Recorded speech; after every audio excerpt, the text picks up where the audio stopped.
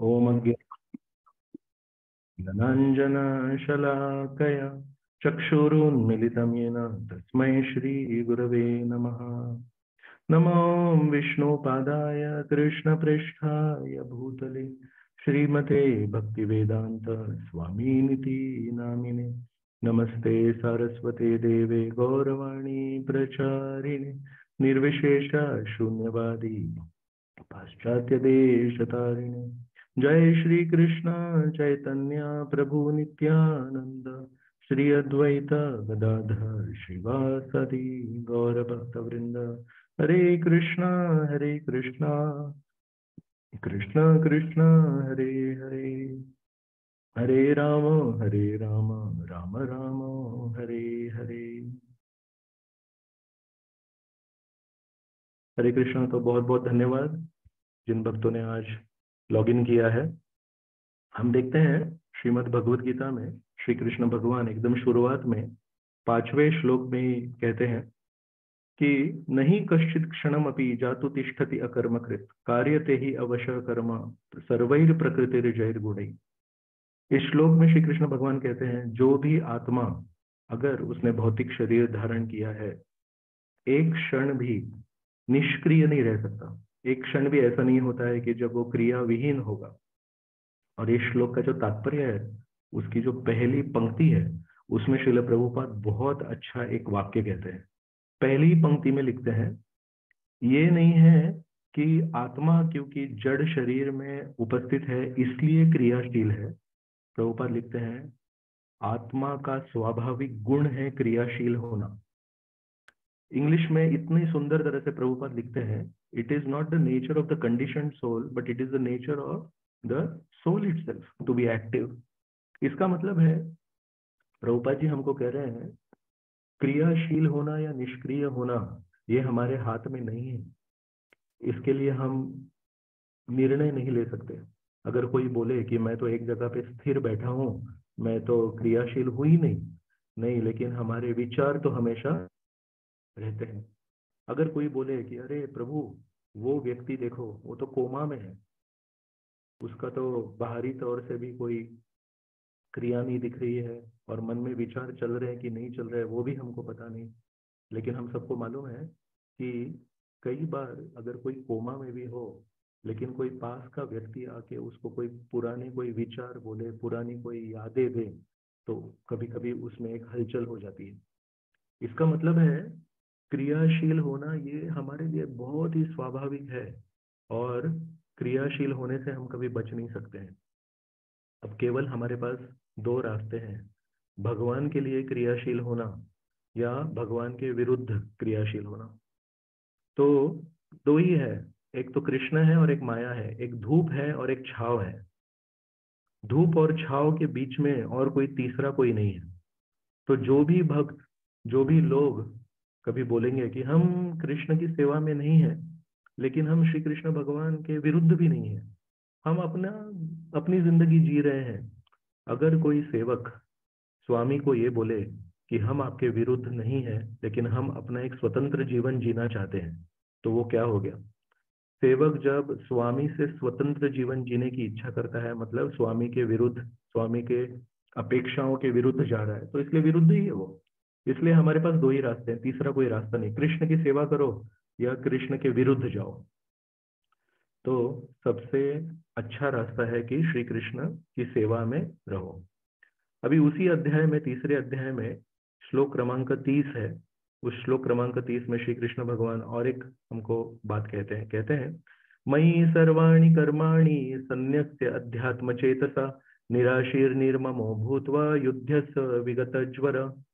अगर हम दूसरे अध्याय का श्लोक क्रमांक 47 देखेंगे 2.47, 2.47 हम सबको मालूम है, शायद उसकी श्लोक संख्या हमको मालूम नहीं लेकिन श्लोक हम सब परिचित है। कौन सा है ये श्लोक? कर्मणि एव अधिकारस्ते मा फलेषु कदाचन मा कर्म फल हेतुर्भुर्मा ते संगोस्त्व अकर्मणि। तो कर्मणि एव अधिकारस्ते श्लोक है, उसमें चार चीजें बताई है। हमको हमारे कर्म करने चाहिए लेकिन कर्म के फल के ऊपर हमारा अधिकार नहीं है। और हम कभी नहीं सोच सकते कि हमारे कर्म के फलों के हेतु हम हैं, हमारी वजह से हमको कर्म के फल मिल रहे हैं। और फिर कोई बोलेगा कर्म करने हैं, लेकिन कर्म के फलों के ऊपर अधिकार नहीं होना चाहिए, और कर्म के फलों के हेतु भी हम हैं, हमारी वजह से कर्मों के फल मिल रहे हैं, ये भी नहीं सोचना चाहिए, तो मैं क्यों कर्म करूं।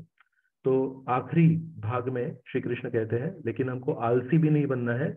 माते संगोस्व अकर्मणि, आलसी नहीं हो सकते आप, निष्क्रिय नहीं हो सकते, आपको हमेशा क्रियाशील रहना है, और क्रियाशील रहने से भी आप बच नहीं सकते, लेकिन आपको श्री कृष्ण भगवान के लिए सेवा करनी है। वैसे ही अध्याय क्रमांक 3 श्लोक क्रमांक 30 में फिर से श्री कृष्ण भगवान यही 4 बातें बताते हैं, फिर से रिपीट करते हैं। कहते हैं मयि सर्वाणि कर्माणि, एकदम स्पष्ट रूप से बताते हैं मेरे लिए आप कर्म कीजिए, पर कैसे कीजिए।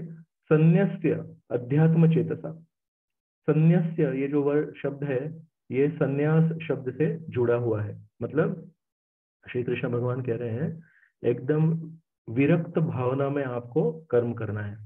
फिर कहते हैं निराशीर निर्ममो भूतवा, मम, ममता मतलब ये जो चीज है ये मेरी है, मेरे वजह से हो रही है। तो फिर से 2.47 में जो बात कही थी वही बात श्री कृष्ण भगवान अभी कहते हैं, आपको कर्म करने हैं। कैसे करने हैं, श्री कृष्ण भगवान की प्रसन्नता के लिए करने हैं, उनसे विरक्त होके करने हैं, और उसके ऊपर ममता की भावना नहीं होनी चाहिए। तो फिर से कोई बोलेगा मैं करूं ही क्यों, मैं तो करूं ही नहीं, मैं तो चुपचाप बैठा रहूं। तो श्री कृष्ण भगवान अंत में अर्जुन को बोलते हैं युद्धस्य विगत ज्वर, बोलते हैं आलस छोड़ दो अर्जुन और युद्ध करो। तो दो चीजें हैं, एक मतलब श्री कृष्ण भगवान बोलते हैं निष्क्रिय आप हो नहीं सकते, आपको हमेशा क्रियाशील होना है। और श्री कृष्ण भगवान बोलते हैं बहुत उत्साह से युद्ध करो अर्जुन, और हमको बोलते हैं माते संगोस्व अकर्मणि। और दूसरी बात है, जब उत्साह पूर्वक हम कुछ कर्म करते हैं, हमारे कर्तव्य करते हैं, तो स्वाभाविक है कि उसके फलों से हमको आसक्ति होगी। लेकिन श्री कृष्ण भगवान कहते हैं नहीं, तुमको कर्म के प्रति, तुम्हारे उत्साह के प्रति आसक्त हो सकते हैं, लेकिन कर्मों के फलों के प्रति तुम आसक्त नहीं हो सकते, वो सारे फल मुझे अर्पण करने हैं।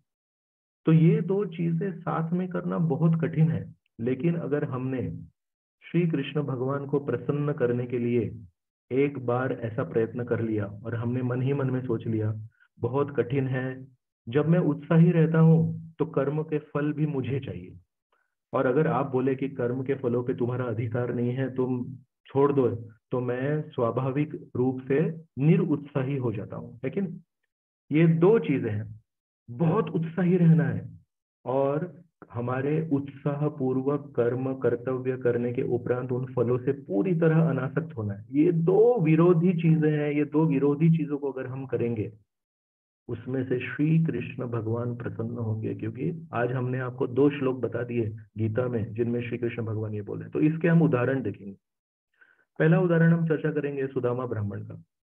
सुदामा ब्राह्मण बहुत ही गरीब है, और उसकी गरीबी उसकी पत्नी से देखी नहीं जाती। उसकी पत्नी बार बार सोचती है मेरे पति इतने गरीब है, इनका कैसे चलेगा जीवन।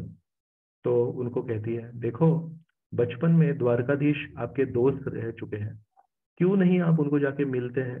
और स्वाभाविक रूप से आपको कोई मांगने की भी जरूरत नहीं, श्री कृष्ण भगवान ब्राह्मणों के प्रति हमेशा दया की भावना रखते हैं। आपको जैसे ही देखेंगे अपने आप से आपकी परिस्थिति देख के आपको कुछ ना कुछ दे देंगे, आप जाके मिलो तो सही।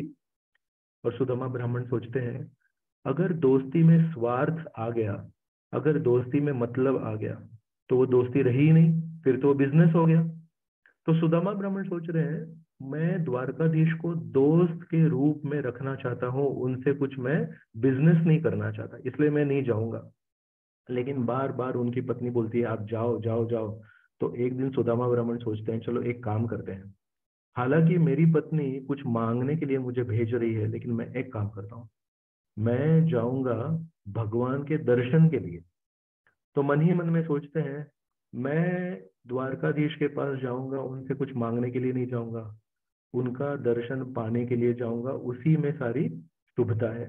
और सुदामा ब्राह्मण निकलने के लिए तैयार होते हैं। लेकिन सुदामा ब्राह्मण बहुत ही संस्कृति उनको मालूम है। संस्कृति क्या है कि हम किसी के घर पे भी मिलने जाते हैं, तो अगर उनसे दोस्ती करनी है, अगर उनसे प्रेम का रिश्ता रखना है, तो हमको उनको कुछ भेंट देनी चाहिए। रूप गोस्वामी हमको उपदेशामृत में बताते हैं। ददाति प्रतिगृह्णाति गुह्यम आख्याति पृच्छति भुंक्ते भोजयते चैव षड्विधा प्रीति लक्षणम। प्रीति लक्षणम क्या है? 6 प्रीति लक्षणम क्या है? बोलते हैं आप कुछ भेंट दो और उस व्यक्ति से भेंट स्वीकार करो। फिर आपके मन की कोई अंदर की बात है जो आप किसी को नहीं बताते, आप वो उनको बताओ, और वो भी जब सोचे कि ये हमको अपनी अंदरूनी बात बता रहे हैं तो वो भी कुछ बात बताएंगे, वो आप सुन लीजिए। मन में कुछ सीक्रेट होता है कि कृष्ण भगवान की कौन सी लीला हमको बहुत पसंद है, तो वो हम सबको नहीं बता सकते, हम किसी जो प्रिय दोस्त है उनको ही बता सकते हैं। और फिर बोलते हैं किसी को अपने घर में बुला के अच्छे से उनको प्रसाद खिलाना, और वो जब हमको उनके घर पे बुलाए तो उनके घर पे जाके प्रसाद स्वीकार करना। तो श्री कृष्ण भगवान के प्रति क्योंकि सुदामा ब्राह्मण की प्रीति है, प्रेम है, तो सुदामा ब्राह्मण सोचते हैं चलो अभी कुछ न कुछ तो भेंट वस्तु लेके जानी होगी। अभी अगर हम तो भागवत में कृष्ण और सुदामा की पूरी लीला जानते हैं, तो हम जानते हैं कि ये 6 चीजें कृष्ण और सुदामा के बीच में हुई। सुदामा उनके लिए कोई भेंट वस्तु लेके गए। कौन सी भेंट वस्तु लेके गए? जो खाने युक्त थी। और वहां जाके जब कृष्ण भगवान उनको देखे तो कृष्ण भगवान उनको बोले, सुदामा क्या तुमको याद है हम दोनों जब गुरुकुल में थे उज्जैन में, तो हमने एक दिन हम दोनों निकले थे, गुरु माता ने हमको बोला था कि आप लकड़ी लेके आओ, तो गुह्यम आख्याति पृच्छति। तो देखो सुदामा और कृष्ण में एकदम स्वाभाविक रूप से ये जो 6 चीजें हैं वो हुई। अभी सुदामा ब्राह्मण उनके घर पे हम पहुंचते हैं, तो सुदामा ब्राह्मण सोच रहे हैं अभी मुझे उत्तम श्लोक दर्शनम, मुझे श्री कृष्ण भगवान का दर्शन करने के लिए जाना है, क्या लेके जाऊं मैं उनके लिए? तो पत्नी को पूछते हैं कुछ है क्या तुम्हारे पास? तो मेरे पास तो कुछ नहीं है, सारे डिब्बे खाली है। तो बोले लेकिन ना श्री कृष्ण भगवान के पास हम जब जाते हैं, किसी को मिलने जाते हैं ना, तो खाली हाथ नहीं जाना चाहिए, तो क्या करेंगे? तो उनकी पत्नी बोलते एक काम करती हूँ, मैं अगल बगल से थोड़ा पूछती हूँ। और सोचिए जिस व्यक्ति के घर में कुछ नहीं है, जिस व्यक्ति के किचन में सारे डिब्बे खाली हैं, उसके पास तो सारे बहाने हैं कि कृष्ण भगवान के पास जाएंगे और बोलेंगे मेरे पास तुमको देने के लिए कुछ नहीं है कि नहीं? लेकिन फिर भी सुदामा ब्राह्मण ये नहीं, उसको जस्टिफाई नहीं करते कि मेरे पास कुछ नहीं है देने के लिए, नहीं बोले मैं भिक्षा मांगता हूँ। और सुदामा ब्राह्मण अगल बगल के घरों में जाके भिक्षा मांगते हैं, और 4-5 घरों में से थोड़ा पोहा लेके आते हैं, एकदम सस्ता पोहा। और वो पोहा लेके खुद के लिए नहीं मांगा उन्होंने, श्री कृष्ण भगवान के पास मैं जा रहा हूँ, खाली हाथ में कैसे जाऊं? सोचिए क्या भावना है सुदामा ब्राह्मण की। है कुछ नहीं, लेकिन भगवान को देने के लिए बहुत ही आतुर है। और वो थोड़े से पोहे लेके सुदामा श्री कृष्ण भगवान के पास जाते हैं। और फिर हमको मालूम है श्री कृष्ण भगवान ने क्या उनको आनंद से स्वागत किया। और सारे महल के जो वासी हैं, दास दासी हैं, सोच रहे हैं अरे ये कौन ब्राह्मण है, इतने फटे पुराने कपड़े लेके आया है, और फटे पुराने कपड़े लेके आते हुए भी द्वारकाधीश उनको कैसे स्वागत कर रहे हैं। श्री कृष्ण भगवान ने जब सुदामा को देखा तो दौड़ के गए, पहले उनको आलिंगन किया। और सारे दास दासी सोच रहे हैं ऐसा प्रेम भरा आलिंगन श्री कृष्ण भगवान केवल बलराम को करते हैं। आलिंगन हम बहुत सारे लोगों को करते हैं, लेकिन कैसे उसमें प्रेम से आलिंगन करते हैं उससे समझ में आता है कि वो व्यक्ति कितना प्रिय है। तो सारे लोग सोच रहे हैं श्री कृष्ण भगवान ऐसा प्रेम भरा आलिंगन तो बलराम जी को करते हैं, और वही प्रेम भरा आलिंगन श्री कृष्ण भगवान ने आज इस नए ब्राह्मण को किया। कौन है ये ब्राह्मण? फिर श्री कृष्ण भगवान उसको अंदर लेके आए, उनको बिठाया, उनका पाद प्रक्षालन किया, उस पानी से अपने ऊपर उन्होंने छिड़का, अपने परिवार वालों के ऊपर वो दिव्य जल छिड़का, फिर उनकी पूजा की, उनको वस्त्र दान किए, उनको गाय दान की, इतना उनका आदर सत्कार किया। और सारे दास दासी सोच रहे हैं एक मिनट, क्या हमसे कुछ गलती हो रही है? क्या हमारी याददाश्त चली गई है कि ये जो ब्राह्मण है ये श्री कृष्ण भगवान के बहुत प्रिय है, लेकिन हम नहीं जानते हैं? एक दूसरे को देखो, तुम जानते हो, तुम जानते हो, तुम जानते हो, बोले देखो कोई नहीं, पूरे महल में कोई नहीं जानता है, लेकिन श्री कृष्ण भगवान जिस तरह से आतिथ्य सत्कार कर रहे हैं, सुदामा ब्राह्मण भी सोच रहे हैं मैं कोई और तो नहीं हूँ। शायद श्री कृष्ण भगवान किसी और ब्राह्मण की राह देख रहे थे और मैं पहुंच गया। शायद कुछ किसी और की राह देख रहे थे। इसलिए श्री कृष्ण भगवान वो उज्जैन की कहानी निकालते हैं, क्योंकि श्री कृष्ण भगवान को मालूम है शायद सुदामा ब्राह्मण को लग रहा है कि कोई और की मैं राह देख रहा था। बोलते नहीं, तुम्हारी तुम ही तुम, मैं जानता हूँ बचपन में तुम थे मेरे साथ गुरुकुल में, तुमको ही मैं आदर सत्कार कर रहा हूँ। और ये सब सोचो, सुदामा ब्राह्मण जो गरीब से गरीब है वो, लेकिन मन से कितना अमीर है। हालांकि बहुत गरीब है, लेकिन श्री कृष्ण भगवान को देने के लिए उसमें कितना उत्साह है। भिक्षा मांग के श्री कृष्ण भगवान के लिए पोहा लेके गया। श्री कृष्ण भगवान ये सब जानते हैं, तो चेतना श्री कृष्ण भगवान देखते हैं। श्री कृष्ण भगवान हमारे हाथों में क्या है वो नहीं देखते, लेकिन हमारे हृदय में क्या भावनाएं हैं वो देखते हैं। और ये सब जो आतिथ्य सत्कार हो रहा है, सुदामा ब्राह्मण भी सोच रहा है ये सब मेरे साथ कैसे हो रहा है, तो शॉक में है सुदामा ब्राह्मण। सुदामा ब्राह्मण कुछ बोल ही नहीं रहा है। तो उतने में श्री कृष्ण भगवान ने सारी पूजा खत्म कर दी, सारा आदर सब खत्म कर दिया। तब श्री कृष्ण भगवान बोलते हैं, सुदामा तुमने मेरे लिए कुछ लाया है क्या? अभी ऐसा पूछना, सोचो कितनी बड़ी बात है। बहुत सारे लोग, हम सब भक्त लोग मंदिर में जाते हैं और श्री कृष्ण भगवान को याचना करते हैं, श्री कृष्ण भगवान मुझे तुमको कुछ दान देना है, लेकिन मुझे मालूम है पत्रम पुष्पम फलम तोयम यो में भक्त्या प्रयच्छति तद हम भक्ति उपरितम। 2 बार आप भक्ति करते हैं, मेरे पास तो भक्ति है नहीं। तो एक काम करता हूँ, मैं मेरे गुरु महाराज को अर्पण करता हूँ, गुरु महाराज प्रभुपाद जी को अर्पण करेंगे, प्रभुपाद जी अपने गुरु महाराज को अर्पण करेंगे। ऐसे करते करते वो ऑफरिंग आपके तक पहुंच जाएगा। लेकिन मैं अगर डायरेक्टली आपको दूं, मुझे तो पूरी गारंटी है कि मेरे पास भक्ति नहीं है, भावना नहीं है, आप स्वीकार नहीं करेंगे। सोचिए, जो भगवान को पूरी दुनिया देने की कोशिश कर रही है, लेकिन वो श्री कृष्ण भगवान लेंगे नहीं लेंगे हमको पता नहीं। वो श्री कृष्ण भगवान खुद से सुदामा ब्राह्मण को पूछ रहे हैं, सुदामा तुमने मेरे लिए कुछ ना कुछ तो लाया होगा। वामन देव बलि महाराज के घर पे गए और बलि महाराज को बोलते हैं, बलि महाराज मुझे तुमसे दान चाहिए। बलि महाराज सोचते हैं इससे बड़ा सौभाग्य मेरा क्या है, पूरी दुनिया जाके भगवान को बोलती है मुझे दान देना है, लेकिन भगवान लेते हैं नहीं लेते हैं पता नहीं, लेकिन वही भगवान मेरे घर पे चल के आए और मुझे बोल रहे हैं कि मुझे दान दीजिए। वही सोचो, वामन देव तो कम से कम सुदामा वामन देव तो कम से कम बलि महाराज को मांगे और उनको बलि से कुछ पाने के लिए छल कपट करना पड़ा, है कि नहीं?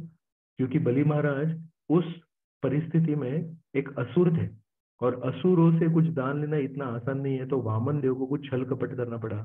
लेकिन श्री कृष्ण भगवान को तो छल कपट भी नहीं करना पड़ा। श्री कृष्ण भगवान एकदम प्रेम से सुदामा को बोल रहे हैं, सुदामा तुमने मेरे लिए कुछ लाया होगा।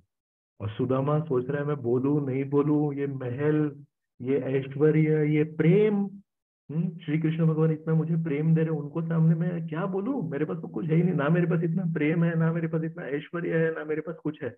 लेकिन श्री कृष्ण भगवान इतने होशियार है, श्री कृष्ण भगवान ने ऐसे झुक गए, ऐसे ऐसे बगल में झुक गए। और बगल में उन्होंने देखा, सुदामा ब्राह्मण के बगल में एक पोटली थी, कपड़े की पोटली थी। उस कपड़े की पोटली को छीन लिया उन्होंने और उसको खोला, और देखा तो उसमें पोहे थे। और श्री कृष्ण भगवान ने वो भक्ति भावना युक्त पोहे, क्योंकि भिक्षा मांग के खाली हाथ में कैसे जाऊं, भिक्षा मांग के मैं श्री कृष्ण भगवान को, वो भावना थी उसमें, प्रेम की भावना थी उसमें, ददाती प्रतिगृहणाति भावना थी उसमें। श्री कृष्ण भगवान ने उसमें से हाथ डाला, एक मुट्ठी पोहा ले लिया और अपने मुंह में डाला और बोले वाह क्या पोहे है। और सुदामा ब्राह्मण सोच रहा है अरे क्या चल रहा है, मैं क्या बोलूं, शौक में है सुदामा ब्राह्मण, कुछ बोली रोक नहीं रहे, कुछ नहीं, ऐसे शौक में है।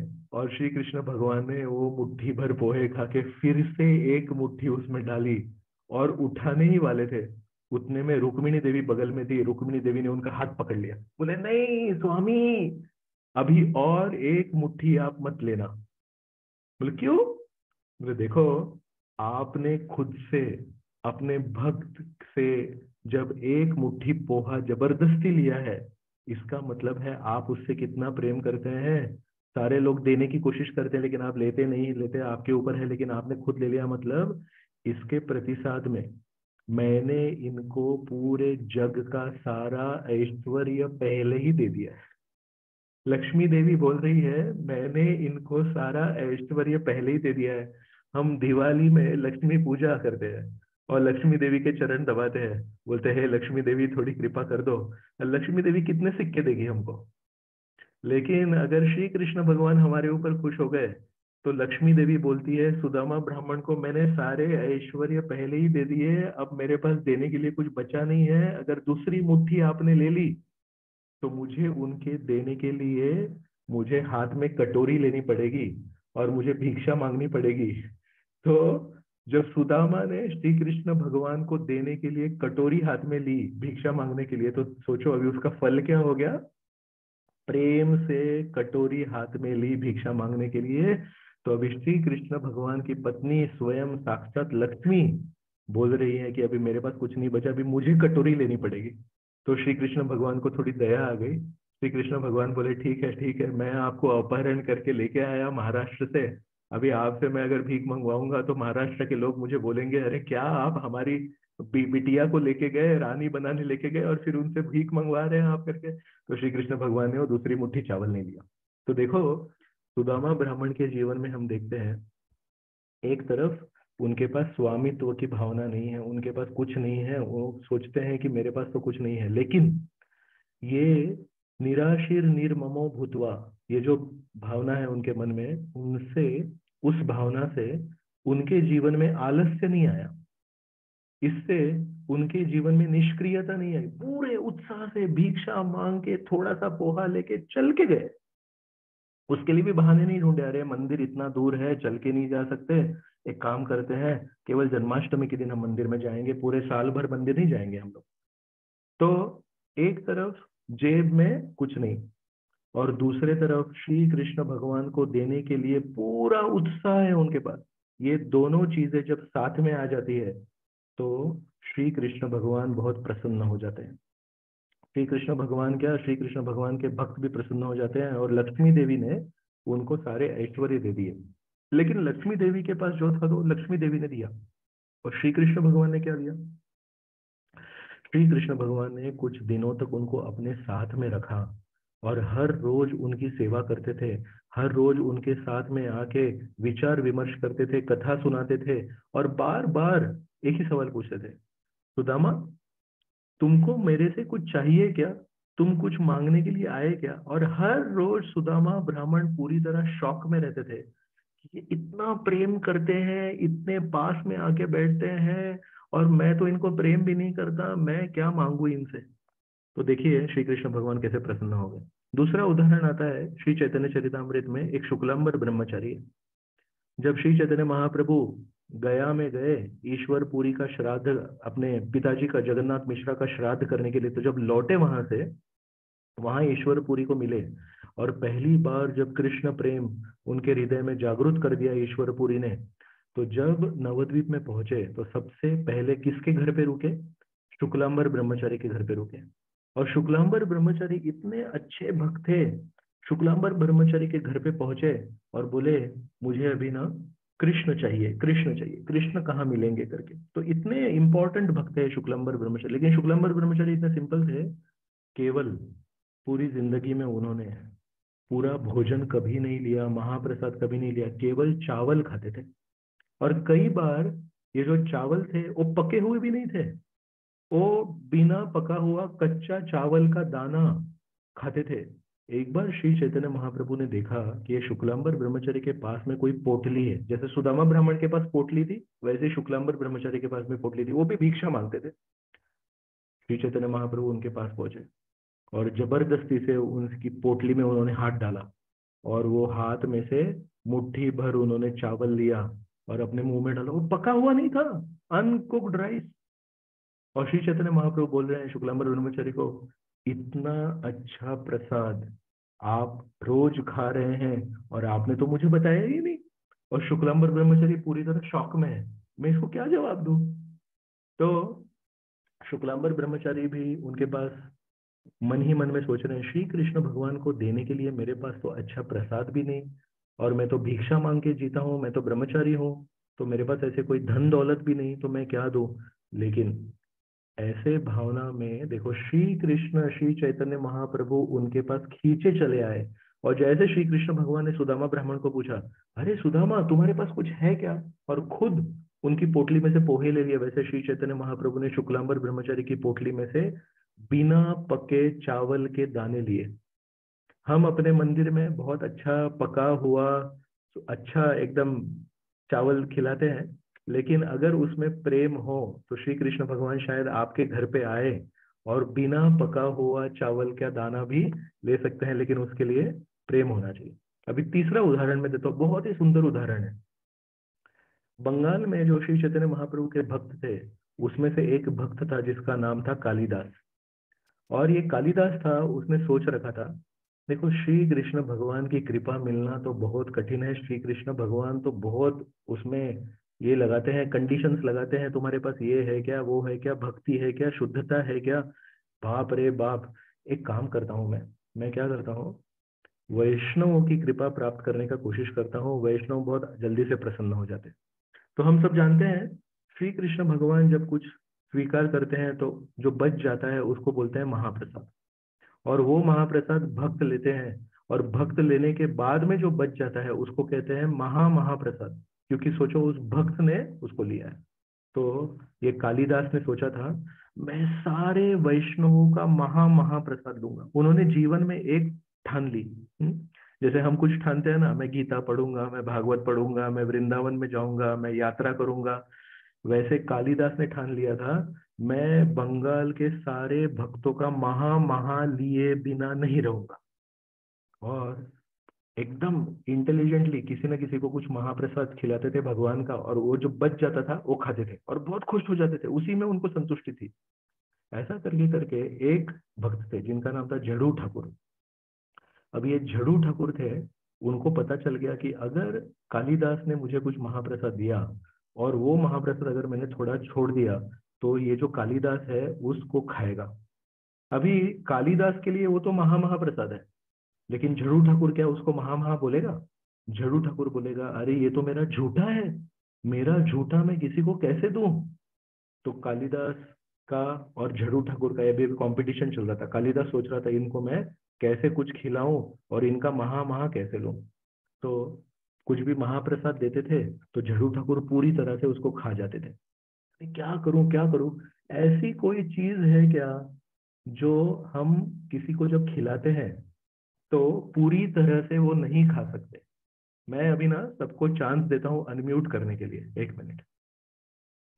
ऐसा कुछ महाप्रसाद है क्या कि हम वो किसी को देंगे, वो उसको किसी भी हालत में पूरी तरह नहीं खा सकते, उनको कुछ ना कुछ छोड़ना ही पड़ेगा? ऐसा कोई है आइटम? मैंगो। मैंगो। आम आम आम। परफेक्ट। आप लोग एकदम स्मार्ट है, एकदम आपने परफेक्ट बोला। तो मैंगो है और फणस, दोनों चीजें हैं। जैक फ्रूट, उसमें उसकी जो सीड होती है वो छोड़नी पड़ती है। तो कालिदास ने सबसे अच्छे मैंगो चुन के लाए, और वो एक दिन झड़ू ठाकुर के घर पे गए और झड़ू ठाकुर को बोला, ये लो महाप्रसाद भगवान का। अभी झड़ू ठाकुर बोले, इन्होंने तो मुझे फंसा दिया, महाप्रसाद है तो मैं इसको इनकार नहीं कर सकता, और इन्होंने बराबर प्लानिंग करके ऐसा महाप्रसाद दिया है कि मैं पूरी तरह उसको निगल भी नहीं सकता, तो अभी क्या करना चाहिए? तो ठीक है, झड़ू ठाकुर भी कोई कम नहीं है। झड़ू ठाकुर ने वो मैंगो जो है वो पूरी तरह से अच्छे से खा लिया, और फिर उन्होंने अपनी पत्नी को दिया। अभी ये 500 साल पुरानी बात है। तो पत्नी बोली, मेरे पति जो इतने अच्छे भक्त है उनका मुझे महा मिला है, चलो मैं उसको लेती हूँ। पहले ही झड़ू ठाकुर ने पूरी तरह से उस गुठली को चूस लिया था, कुछ नहीं बचा था।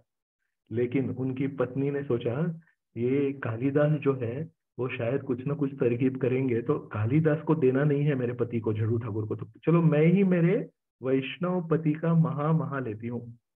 और झड़ू ठाकुर की पत्नी ने वो जो आम झड़ू ठाकुर ने खाए थे वो मुंह में डाले, और उन्होंने उसको पूरा साफ कर दिया।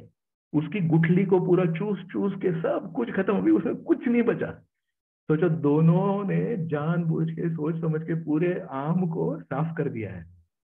फिर झड़ू ठाकुर की पत्नी ने उन गुठलियों को केले के पत्ते में लिया, ऐसे बंद कर दिया, और घर के पिछवाड़े में एक कचरा फेंकने का एक गड्ढा था, उस गड्ढे में फेंक दिया। अभी उस कचरे के खड्डे में या गड्ढे में क्या क्या होगा सोचो। हम्म। सब लोग अपने घर का कूड़ा कचरा उसमें डालते थे, उसमें उन्होंने डाल दिया। और रात हो गई। दिन भर जड़ू ठाकुर और उसकी पत्नी देख रहे हैं, अरे कालिदास कहीं है तो नहीं। नहीं नहीं, कोई नहीं है, ठीक है। रात रात का समय हो गया, लेकिन कालिदास ना एक पेड़ के पीछे छुपा हुआ था। फिर कालिदास, रात हो गई, इन्होंने दरवाजा बंद कर दिया, के लिए चले गए। फिर कालिदास ऐसे दबे पाव आया और उस कचरे के गड्ढे में उसने प्रवेश किया। और उसने उसने वो केले के पत्ते ढूंढ के निकाले और उस केले के पत्तों को उसने खोल दिया। और अंदर पूरी तरह से साफ आम की गुठलियां थी। लेकिन वो भी कुछ कम नहीं है, तो उसने सोचा आज तो मैं महा महा महा भगवान का महा, झड्डू ठाकुर का महा महा, और झड्डू ठाकुर की पत्नी का महा महा महा। वो सोचा, अरे मुझे तो महा महा चाहिए था, लेकिन भगवान ने मेरे लिए तो महा महा महा 3 बार महा अरेंज कर दिया। उसने इतने आनंद से उस केले के पत्ते को खोला और वो गुठलियां ली, और एकदम आनंद से उसके अश्रु बह रहे हैं। बोले क्या मेरे ऊपर कृपा हो गई, अपरंपार कृपा हो गई। और उस गुठलियों को ऐसे करके एकदम अच्छे से चूसने लगा। और एकदम आनंद आ गया उसको, और बोला मैं तो कृतज्ञ हो गया। और ऐसा करके एक एक एक एक वैष्णव, सारे वैष्णव का उसने महा महा लिया। सोचिए, ये जो कृति है कि दूसरे वैष्णवों का झूठा लेना और वो लेते हुए आनंद लेना, और वो आसानी से नहीं मिल रहा है तो उसके लिए तरकीब करना, कुछ युक्ति लगाना। और वो व्यक्ति भी जानता है कि ये कुछ मेरे महा महा के पीछे पड़ा है, तो वो भी पूरा चूस के खा रहा है। और आप उसको कचरे के खड्डे में, गड्ढे में गिरा हुआ वहां से निकालना और वो झूठा खाना और उसमें आनंद ढूंढना। ये, अगर किसी के पास कोई गर्व है कि मैं भी वैष्णव हूँ, मैं भी भगवान का भक्त हूँ, क्या ये कर सकता है? जो मन ही मन में सोचता है निराशिर निर्ममो भूतवा, मेरा कोई नहीं, मैं तो एकदम गरीब हूँ, मैं भक्तों की कृपा के ऊपर निर्भर हूँ, केवल वही व्यक्ति कर सकता है। इस कालिदास के जीवन में आगे चल के क्या बड़ी घटना हुई वो मैं बताता हूँ, तब आपको समझ में आएगा कि श्री चैतन्य महाप्रभु कितने खुश हो गए। अभी कुछ ही दिनों में 20 तारीख को रथ यात्रा होने वाली है।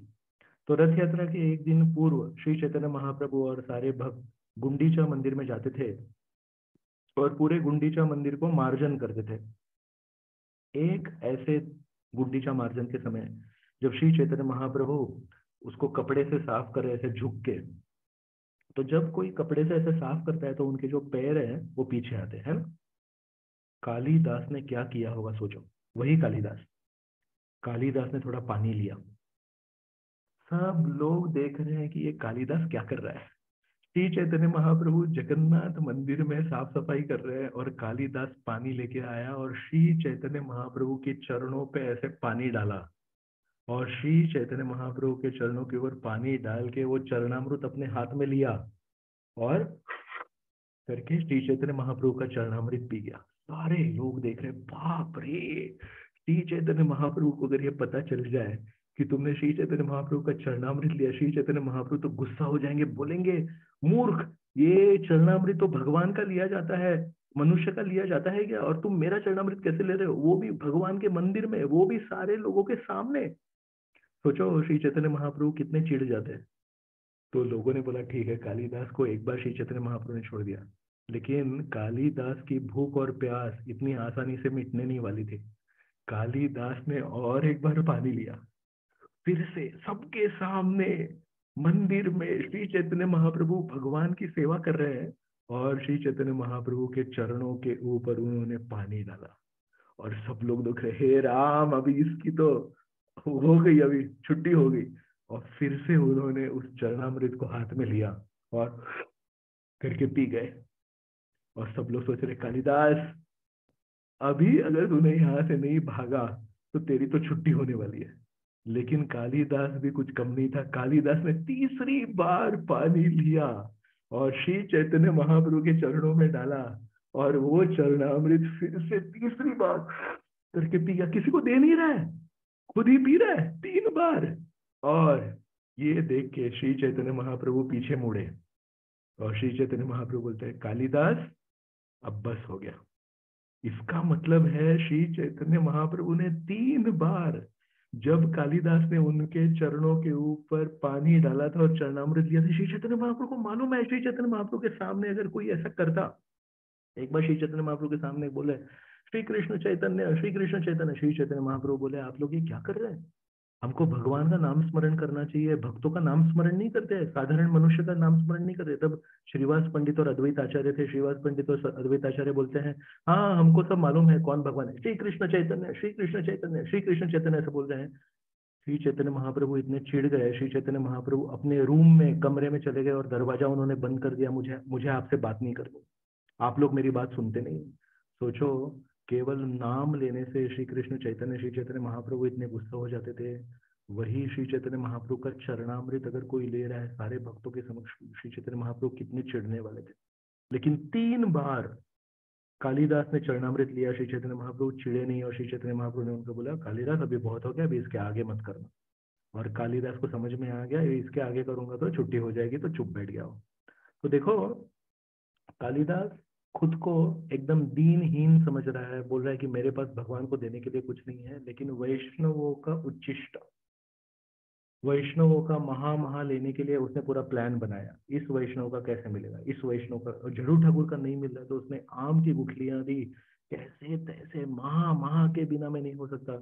और उस भावना को प्रतिशत देके श्री चैतन्य महाप्रभु ने क्या किया, अपने खुद का, अपने स्वयं का चरणामृत उसने कालिदास को 3 बार दिया। पूरे चैतन्य चरितामृत में और कोई जगह पे मुझे याद नहीं आ रहा है कि मैंने पढ़ा है कि श्री कृष्ण चैतन्य महाप्रभु का चरणामृत किसी को मिला है। सोचिए, तो सुदामा ब्राह्मण में ये भावना थी कि मेरा तो कुछ नहीं है, लेकिन मेरा कुछ नहीं है इसका मतलब ये नहीं कि मैं कुछ नहीं हूँ। मेरा कुछ नहीं है इसका मतलब नहीं कि मैं कुछ नहीं हूँ। मेरा कुछ नहीं है इसका मतलब है सब कुछ भगवान का है। और अगर सब कुछ भगवान का है तो मैं भी भगवान का हूँ। और अगर मैं भी भगवान का हूँ तो मुझे भगवान की उत्साहपूर्वक हर परिस्थिति में बिना चूके सेवा करनी चाहिए। तो मेरा कुछ नहीं है, लेकिन मैं भगवान की सेवा करने के लिए हमेशा उत्साही रहूंगा। शुक्लांबर ब्रह्मचारी भी सोच रहे हैं, मेरा पास कुछ नहीं है लेकिन मैं श्री कृष्ण भगवान की सेवा के लिए मैं हमेशा उत्साही रहूंगा। कालिदास सोच रहे हैं, मेरे पास कुछ नहीं है लेकिन मैं भक्तों का महा पाने के लिए हमेशा उत्साही रहूंगा। और भक्तों का महा पाके उनको इतनी शुद्धता मिल गई कि श्री चैतन्य महाप्रभु का स्वयं का चरणामृत पाने के लिए भी वो पूरी तरह से उत्साही हो गए और उनको वो मिला। वही श्री कृष्ण भगवान, वही श्री चैतन्य महाप्रभु हमारे समक्ष, हमारे बीच हरिनाम के रूप में आए हैं। अभिन्नत्वम नाम नामिनो, श्री कृष्ण और श्री कृष्ण के नाम में कोई अंतर नहीं है। तो श्री कृष्ण जैसे ये 2 विरोधी गुण को साथ में देखते हैं तो बहुत खुश हो जाते हैं, श्री चैतन्य महाप्रभु ये 2 विरोधी गुण को जब साथ में देखते हैं तो बहुत खुश हो जाते हैं। वैसे ही हरिनाम भी इन 2 विरोधी गुणों को देख के बहुत खुश हो जाते हैं। इसलिए कई बार श्री चैतन्य महाप्रभु इस श्लोक के ऊपर बहुत एम्फसिस देते थे, बहुत जोर देते थे। क्या, त्रिणादपि सुनीचेन तरोरपि सहिष्णुना अमानीन मानदेन कीर्तनीय सदा हरि, कि मैं कौन हूँ, मैं कोई नहीं हूँ, मैं छोटा सा एक अंश हूँ। सुदामा ब्राह्मण भी सोच रहा है मेरे पास क्या है, शुक्लांबर ब्रह्मचारी बोल रहे हैं मेरे पास क्या है, कालिदास सोच रहा है मेरे पास क्या है। वैसे हम भी हरिनाम प्रभु के सामने जब बोलेंगे, हे हरिनाम, मेरे पास कौन से सद्गुण हैं, मैं कौन सा एकदम ऊंचे वैष्णव परिवार में जन्मा हूँ, मेरे पास क्या अच्छे गुण हैं, लेकिन मैं हरिनाम लेने में कभी भी निरुत्साही नहीं रहूंगा। मैं हर एकादशी को साथ में आके जप करूंगा, मैं हर एकादशी को वैष्णवों के साथ जप करूंगा, मैं हर एकादशी को कुछ ना कुछ जपा टॉक सुनूंगा। ये हमारा उत्साह है।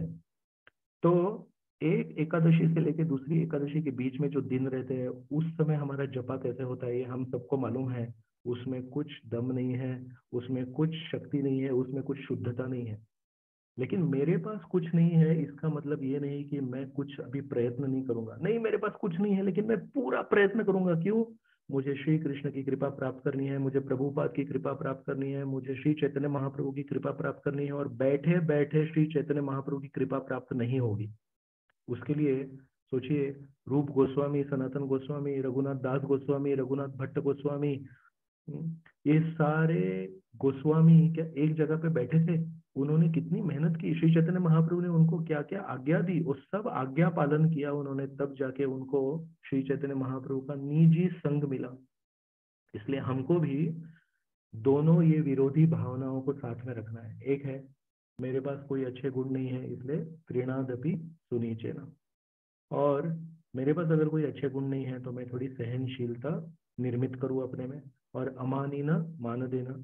और इस भावना से जब हम पूरी तरह से उत्साही रहेंगे, नहीं मैं जप करूंगा, मैं रोज 16 माला जप करूंगा, कोई भी परिस्थिति आ जाए, लोग मेरे ऊपर हंसे, लोग मेरा मजाक उड़ाए, और कई बार मेरा मन मेरा मजाक उड़ाता है, मेरा मन बोलता है देखो तुम सबके सामने एक ड्रामा करते हो हरे कृष्ण करने का, लेकिन तुम्हारा मन लगता है क्या? तुम सच में हरि नाम कर रहे हो क्या? तो अभी कई सालों बाद क्या होता है, अगल बगल के जो हमारे दोस्त हैं या अगल बगल के हमारे बहन भाई है, वो भी स्वीकार कर लेते हैं कि चलो इसको भी कोई रोक नहीं सकता, ये तो हरि नाम करने वाला है। लेकिन इस समय हमारा मन है ना, वो हमको फुसलाता है, वो बोलता है देखो वैसे भी कुछ हो नहीं रहा है तुम्हारा हरि नाम, है ना, एक काम करो तुम बाकी चीजों के ऊपर फोकस करो, बाकी चीजों के ऊपर तुम एनर्जी डालो, और रात को 10 बजे जब वैसे भी अच्छी नींद आती है, तो उस समय अगर हरि नाम करोगे ना, तो क्या होगा, वो श्री चैतन्य महाप्रभु ने कहा है कि तत्रार्पिता नियमित स्मरणे न काला, कोई उसके लिए कोई विशेष काल नहीं है करके। विशेष काल नहीं है मतलब हमको बता रहे हैं कि हर क्षण हमको हरि नाम कीर्तनीय सदा हरि। लेकिन हमारा मन हमको कहता है वैसे भी तुम्हारा हरि नाम कुछ अच्छा नहीं हो रहा है, तो एक काम करो बाकी चीजों के ऊपर फोकस करो, थोड़ा पैसा कमाओ, थोड़ा ये करो, और रात को जब पूरे थके हारे हो जाओगे, जब सुबह का खिला हुआ फूल जब शाम को रात को पूरी तरह से मुरझा जाएगा, तब उसको श्री कृष्ण को अर्पण करना। श्री कृष्ण भावग्राही है, श्री कृष्ण भगवान कुछ भी स्वीकार कर लेते हैं, लेकिन हम कहेंगे जी नहीं, मैं अच्छा खिला हुआ सुगंध युक्त फूल अर्पण करूंगा, मैं मुरझाया फूल नहीं करूंगा। इसलिए एकादशी को हम साथ में आते हैं, साथ में जप करते हैं, और इस साथ में जप करने से कुछ उसमें शक्ति है। श्री चैतन्य महाप्रभु बोल रहे हैं कि संकीर्तन करना चाहिए। तो जैसे हम एक साथ आके जप करते हैं, तो एक साथ आके जप करना भी संकीर्तन कहलाता है। तो कम से कम रोज हम संकीर्तन नहीं करते हैं, रोज एक साथ आके जप नहीं करते, लेकिन एकादशी के दिन हम अगर साथ में आके जप करेंगे तो एक दूसरे को थोड़ा एनकरेजमेंट मिलेगा, और श्री चैतन्य महाप्रभु की कृपा प्राप्त करेंगे। तो बहुत बहुत धन्यवाद। हरे कृष्णा। जय श्रील प्रभुपाद की जय, जय हरिनाम की जय।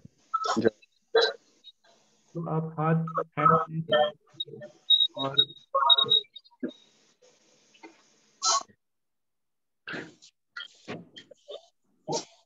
अगर कोई सवाल नहीं है तो फिर हम रख करेंगे। Thank you, Prabhuji, for the wonderful class. Thank you. Hare Krishna. Hare Krishna, Hare Krishna. Thank you. Hare Krishna. Hare Krishna.